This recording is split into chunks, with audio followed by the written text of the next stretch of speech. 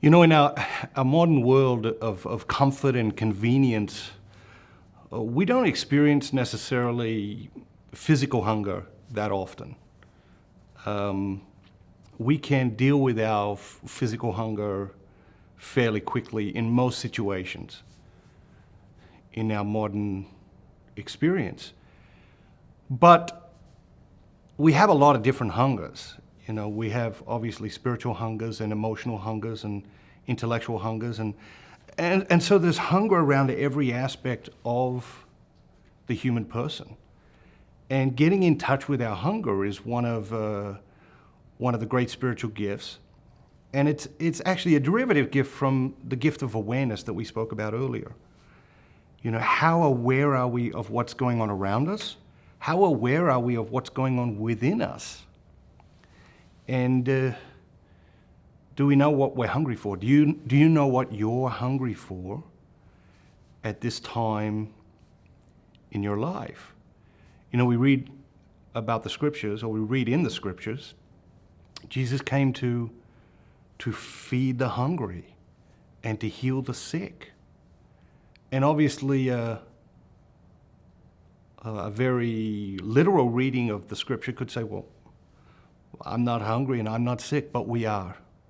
We are hungry, we are sick. Do we know our hunger? Do we know our sickness? I was talking to a friend of mine a couple of weeks ago, and he was reading Resisting Happiness, and he had just got done with the chapter on hunger. And he said to me, you know, I really thought about this. I sat in my armchair on Sunday afternoon, and I thought about this for like 3 hours. What am I hungry for?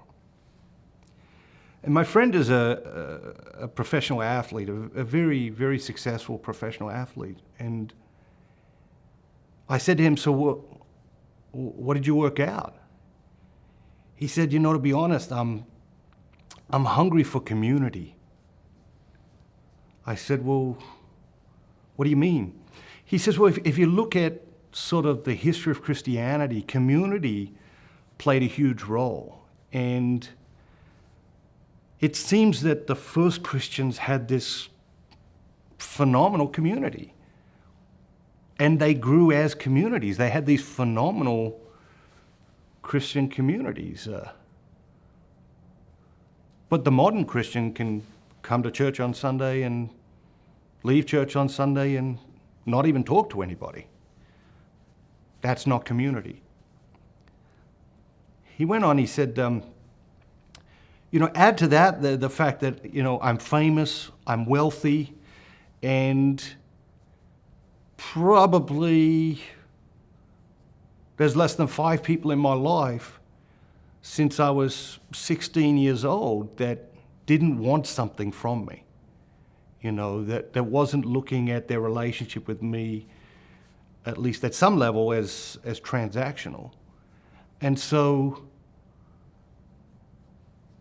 he went on basically to say that being famous as a sporting figure and being wealthy as a sporting figure are both impediments to authentic community.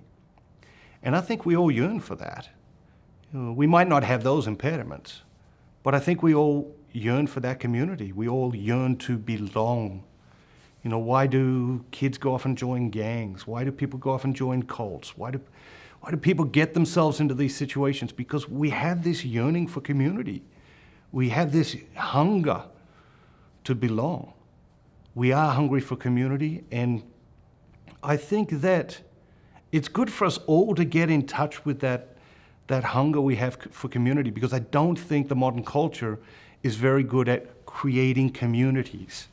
And so if we want to walk together as Christians, if we want to create really dynamic church communities, then we've got to reconnect with our own hunger for community, help people recognize and connect with their hunger for community, and change the way we approach it. What are you hungry for? Maybe you're hungry for community. Maybe you're hungry for something else, but we are all hungry for something. And Jesus, he came to feed the hungry.